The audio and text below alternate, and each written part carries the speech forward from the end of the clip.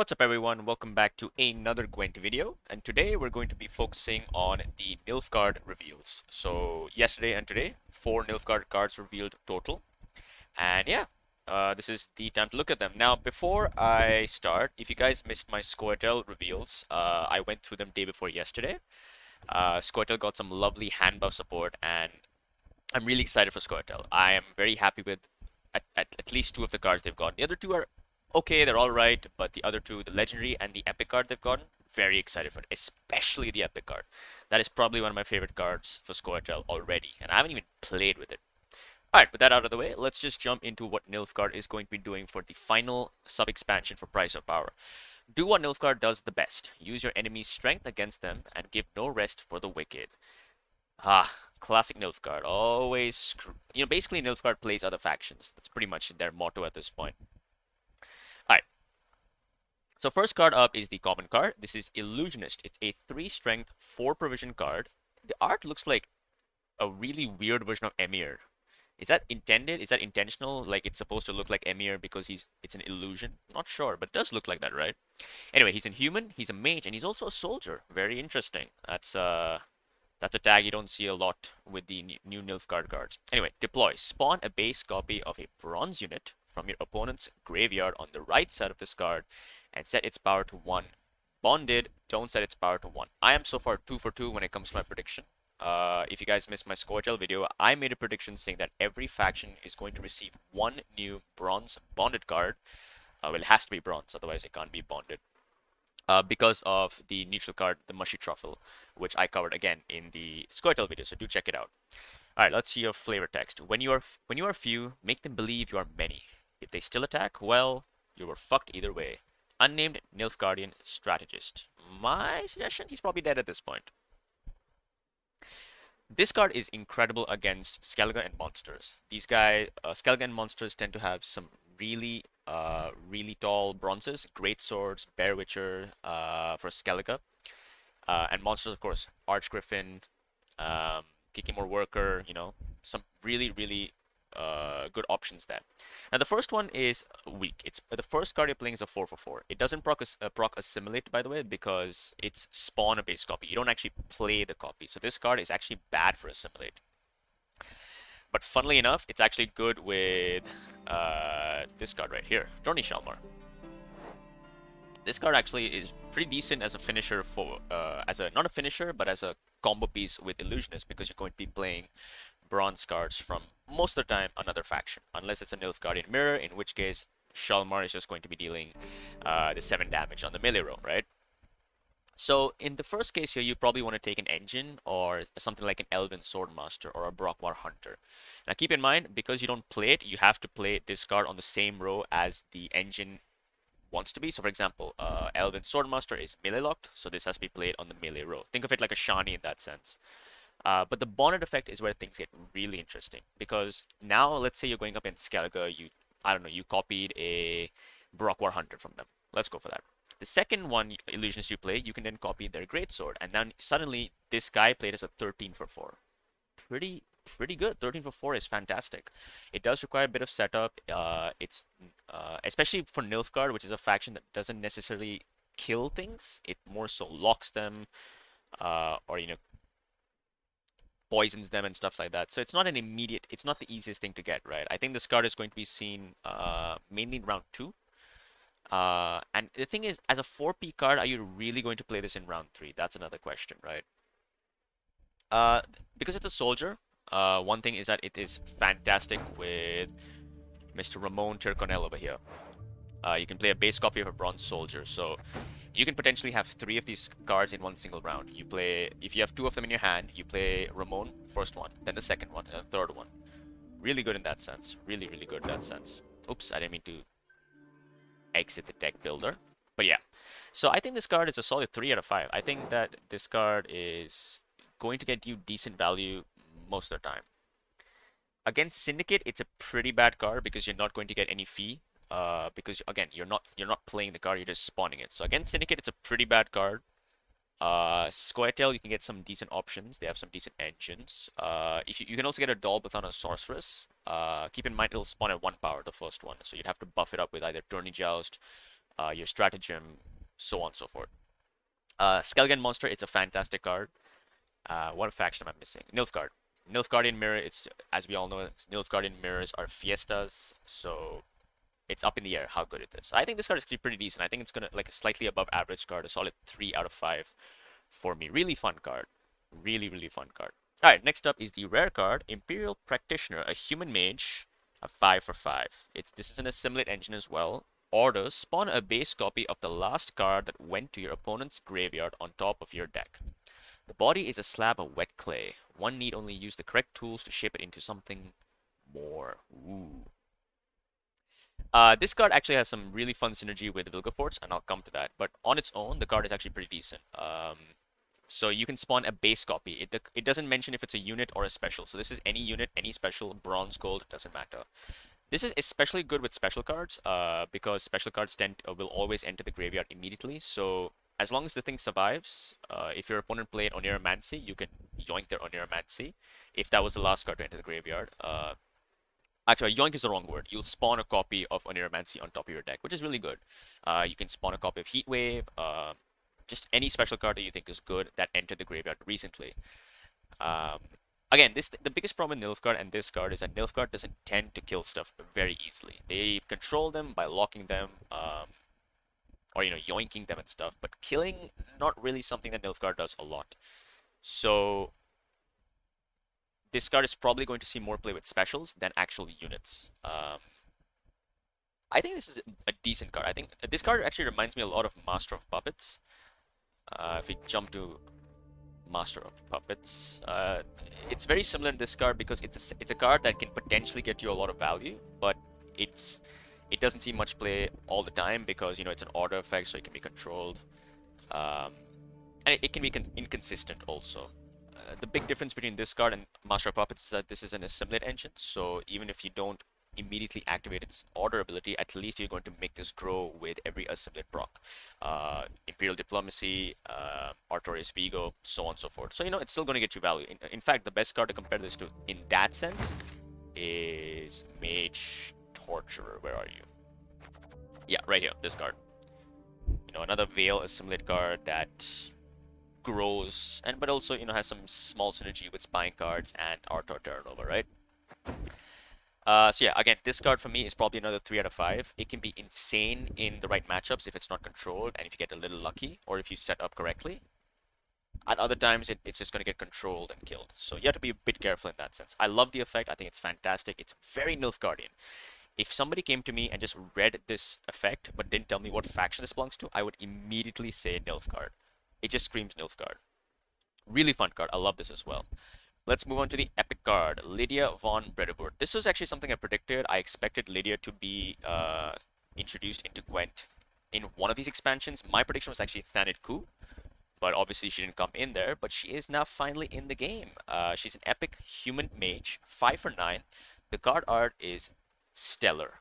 Not just because of how it looks, but because of the story behind it. If you guys don't know, Lydia Van Bredevoort basically has a I'm not exactly sure, but I think it's like she uses basically magic to conceal her lower jaw because I believe some sort of accident caused her to become disfigured.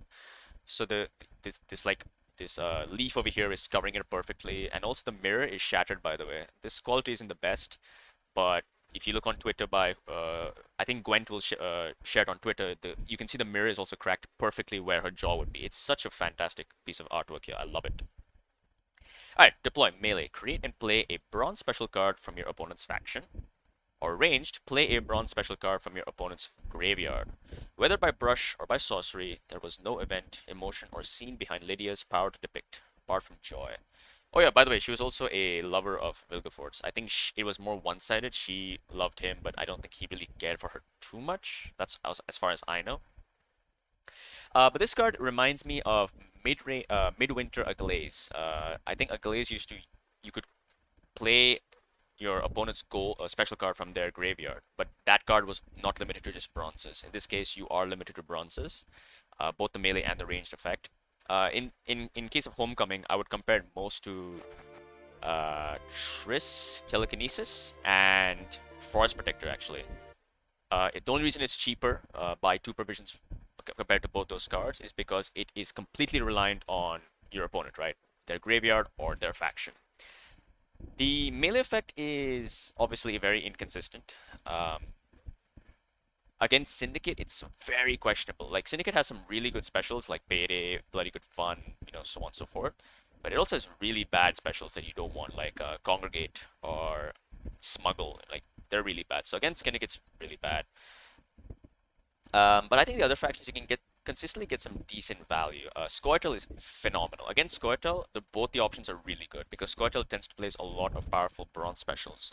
Drad's Caress, Tempering, Rebuke, Orb of Insight. You can yoink an Orb of Insight with a ranged effect. You can just take that carryover for yourself. That's really good, actually. It denies them a Harold Gore proc, potentially Whisper Dolpatana proc, just extra carryover, and you can use it for yourself. I think this is actually a pretty good card, honestly. A lot of the times, it's going to play for on par of its provision value, I would say. Probably a 9 for 9 most of the time. Maybe a 10 for 9 in some cases if you pick up a 5 damage card like Rebuke, Boiling Oil, Payday, so on and so forth. But again, keep in mind, it's going to proc Assimilate, and this is probably going to be played in an Assimilate deck, which means it's going to play for more than just, you know, its deploy effect. So keep that in mind as well. I think this card is really good. I think I would give this a 3.5, not a 4, just because it can be inconsistent, especially if you're going up against a deck that doesn't run specials, right? So in that case, you'd have to rely on the melee effect, and that can backfire very quickly. But she is a mage, so you know, mage synergies in Nilfgaard are there, you know, with Blightmaker and so on and so forth. I think it's a decent effect. I think it's a very decent effect. I'm just trying to think what specials. Let's actually jump into the specials here. Card type, special, color, bronze, right? So let's just remove, I guess you have to ignore neutral, right? So you're not ever going to find neutral specials unless your opponent is playing them, because obviously the melee effect will not spawn a neutral card, so keep that in mind. So Rune Word isn't bad, not bad at all. Amnesty is not bad. Obviously you need a target for it. War Glance is terrible. Orb of Insight is really good. Thunder, you can't get it. This is really bad. You're mainly looking for the damage cards like Assassination, Boiling Oil, Payday, Sunning Blow, Rebuke. Circle of Life is actually not great as well because you can do 3 damage, but you don't have any Scoia'tael unit in your hand, right? You're Nilfgaard. So that's pretty bad. Spontaneous Evolution is terrible. Nilfgaard doesn't have any Insectoid, Beast, or Ogroid cards, I think. So yeah, the melee effect is definitely very... honestly, I think I'm actually going to reduce my... I think I'm still going to stick... maybe it is a 3 out of 5. The more I look at it now... Yeah, I mean, there's Marjoram is a good card to get. Marjoram is a very good card to get against Skellige. And if you're going against like an alchemy deck, this is a card you definitely will be able to play. Same thing with... where's the card? Where's the card? Yeah, Tears of a Siren, not bad as well. So overall, I think Lydia is probably a 3 to 3.5, depending again against the matchup, the faction you're going up against. That is my say for Lydia. I think Lydia is another 3.5 card. I cannot say she's a 4 just because she's too inconsistent, and for a lot of times she's not going to be playing up to above her provision value, unless you have a lot of Assimilate engines. So there you go. That's my opinion on Lydia Van Bredevoort. This is actually a very difficult card to judge as well. The thing about Triss Telekinesis, right? Telekinesis is, why is that a good card, even though it's 11 provisions? It's because you have some sort of control, right? It depends on your deck. So it depends obviously on your deck and your opponent's deck, but you have a bit of control against it. Here, you don't have control. You're completely dependent on what your opponent is playing, and that's why I'm going to not give it a 4. I'm going to give it a 3.5. Alright, finally up for the legendary card, it is Vilgefortz Renegade, our second Vilgefortz card in the game. He's looking like he's ripped straight from the Star Wars universe, you know, with that Darth Maul looking staff, you know. 6 strength, 13 provisions, one of the most expensive cards in the game, if I'm not mistaken. Yeah, 13 is the highest apart from buy, so he's the second most expensive card in the game. And that also brings Nilfgaard to two 13 provision cards, Rience and Vilgefortz. Very interesting. So yeah, Human Mage Agent. So you got some Doedric synergy over there. Falsery also. Whoop whoop. Falsery, let's go. Deploy. Spawn a card from your opponent's graveyard with a card in your... sorry, not spawn. Swap. Let me read that again. Swap a card from your opponent's graveyard with a card in your hand. 4 times Geralt struck. To the temple, to the neck, under the arm, to the thigh. Each blow should have been fatal, yet each was parried by the mage.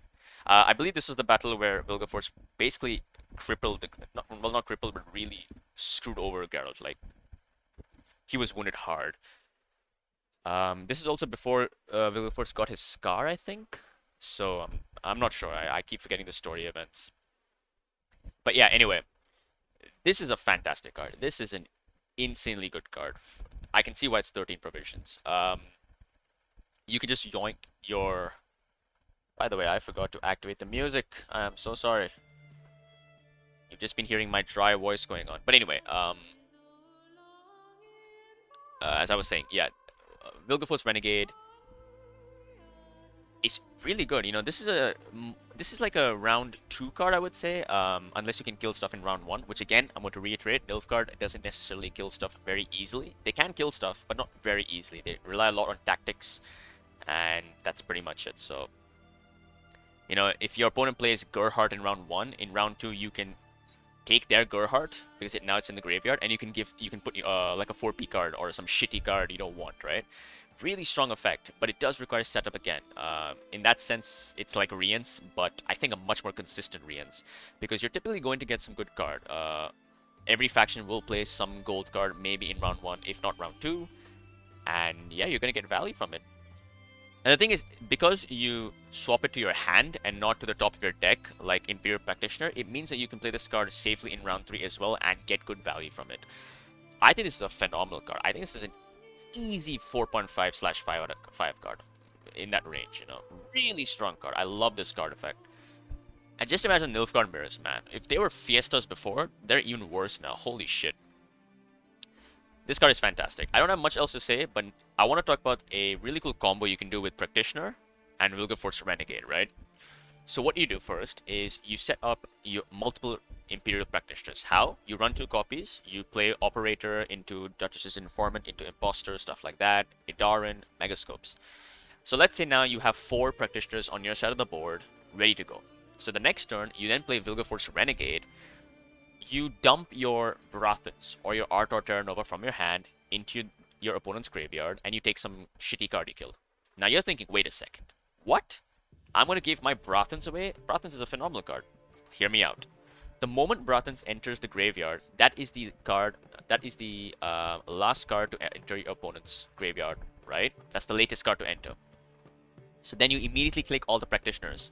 And now you have 4 copies of Barathans on top of your deck ready to draw into in the next rounds. They're all also going to proc Assimilate because they're not part of your starting deck.